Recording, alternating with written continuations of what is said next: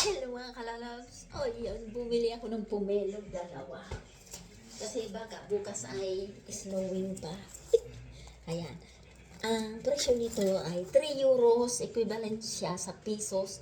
Ito ay 3 euros. Ito ay 3 euros. So, ang isa ay 3 euros. So, bali, ang isa nito equivalent sa piso ay 200 plus plus. Sa piso. Kasi 3 euros ang bili ko. Ayan. Pink ang kulay niya and matamis.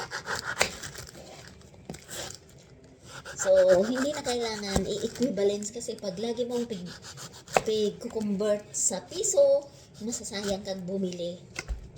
So, ako pag ako'y namimili dito, hindi ako nagko-convert sa piso.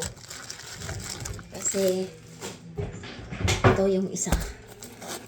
So, ito na siya.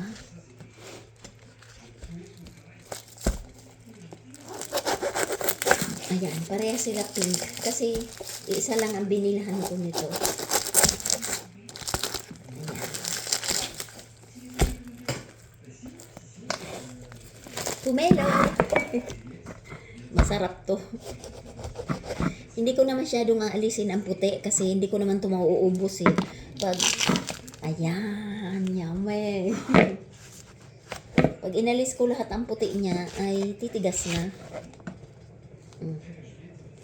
Yummy.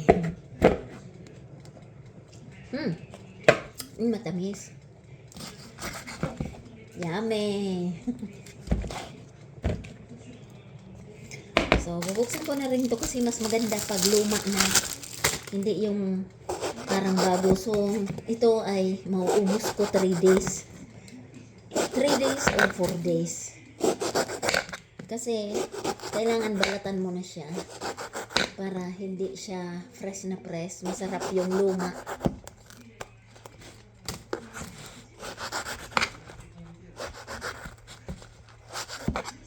Ayan, pumelo. Tada!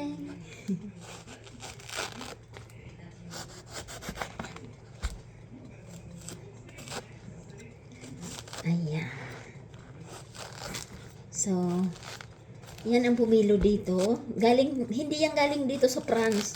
Bali, ini-export nila to. Galing ba to saan? Tingnan natin. China. China. So, mostly talaga galing China. Pero meron din Ecuador. Ganyan. May pumilo din sa Ecuador. Kasi mainit doon. Ewan ko lang sa Brazil. Mangga lang ang nakikita ko sa Brazil eh. Tapos, ayan. Hindi ko masyadong aalisan ng kasi hindi ko pa naman yan nauubos ng isang araw eh. So, ganyan na. Oh, maliit itong isa. Teka man tamis. Ayan. Tara, let's eat. Pumilaw. Ang isa masyadong mapula siya. So, kain tayo ng pumelo. Dami. Tapos pagdating ko galing ng work, ang lolo nyo, binilhan na naman ang lolo nyo. Tadang, lychee. Alam niya, gusto ko tong lychee na to. Pag pumupunta kami sa restaurant, ito ang kinukuha ko. Saka yung Chinese lungan. Yan, tara kain tayong lychee.